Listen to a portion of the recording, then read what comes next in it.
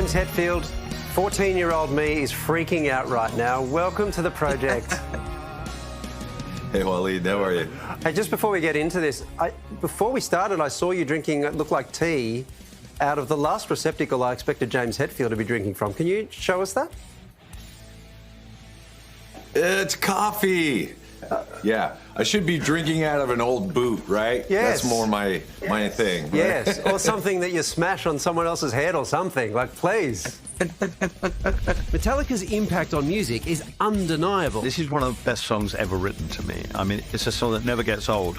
And enduring, as proven by the drop of their 12th studio album, 72 Seasons.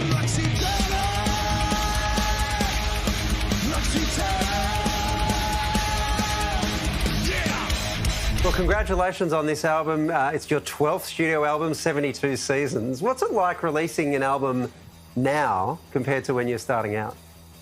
Well, it's still like giving birth, to a baby. It's a big, exciting event. This is what comes from our souls, and this is what we get to create. So anytime you're creating something and you're releasing it, the excitement is always still there, and we're doing our best at this age still. Do you get nervous about people's? You're like, this is Metallica. Surely you could release, I don't know, an album of you sneezing or something, and it would be enormous. Oh, you heard that one? We did a fart one. Yeah. Fart Christmas album. No, we care. We care a lot, about what we put out. And I don't know, we want to put out what we feel is our best. They set that bar high from the beginning. Along with Anthrax, Megadeth and Slayer, Metallica are credited as the original Big Four of thrash. It's pretty epic when you think about it. What's it like being credited with inventing a genre? I'd love to take credit for it, but it was just how it worked out.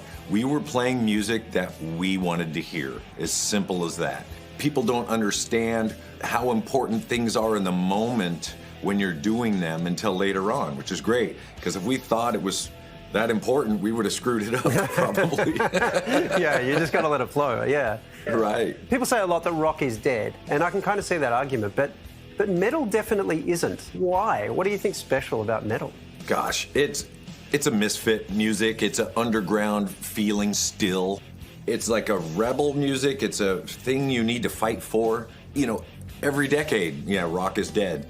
That is fuel for a hard rock band. Absolutely. There's a lovely moment recently where Elton John surprised you by saying that Nothing Else Matters is one of the best songs that's ever been written. But what did that mean, that sort of stamp of approval? Well, Elton John he's quite an entity. He's quite a musical force, and he's written some amazing melodies, some classic songs that live in my heart. And for him to say that Nothing Else Matters is one of the best songs written, it brought me to tears, really. For him to say something like that, it nourished my soul right then and there. Also, one of the few Metallica songs where you get to play a solo. Was that really the secret? Should that have happened a lot more? Should you have elbowed Kirk and said, "Hey, mate, you're getting in the way here." Yeah. Well, then he'll ask to sing. So then there might be a whole nother issue. But I'm not great at doing solos. I'm really good at melody. All of the harmony stuff that's on the album, that is my writing and playing. Kirk is fantastic at ripping. His nickname's the Ripper, so he can do that. I can't. Kirk's a bit of a show-off, though, isn't he? No, you know what? He's pretty grounded. He's pretty regular guy. But he likes his fashion. There's sparkly things showing up more and more, like bedazzling. Just get your Vans are bedazzled. I don't think I expected ever to hear the word bedazzled in a conversation about Metallica. That's quite something. I think you might be the only band who have played on every continent. And you did this in a calendar year. Talk me through the Antarctica gig. How did your fingers work? Not any better than they usually work, really. It was a fantastic experience. All that started with my son being obsessed with the Guinness Book of World Records, you know? Looking through there and I'm thinking, how do I get in there to impress my son, you know? And it was fantastic. Brought my kids. They definitely got A's in science when they got home. Bringing rocks to their science teacher, you know, it was a joy for everyone involved. That is the best show and tell session ever. Yeah. I brought this rock from Antarctica. Here's some penguin bones, you know. I love that you went for penguin bones. That's like the most metal thing you could have gone for in the context of Antarctica. Absolutely. We saw them. They were scattered all over the place. That the seals love to grab them and just shake them, and they tear their skin off. That sounds like a Metallica film clip of the future, that. I'll tell you that. That should have been the cover of whatever we put out next, yeah. Can you indulge me with one thing? Because, you know, I'm here, I'm interviewing James Hetfield, and one of my favourite things that you ever do in all your songs is when you go, yeah!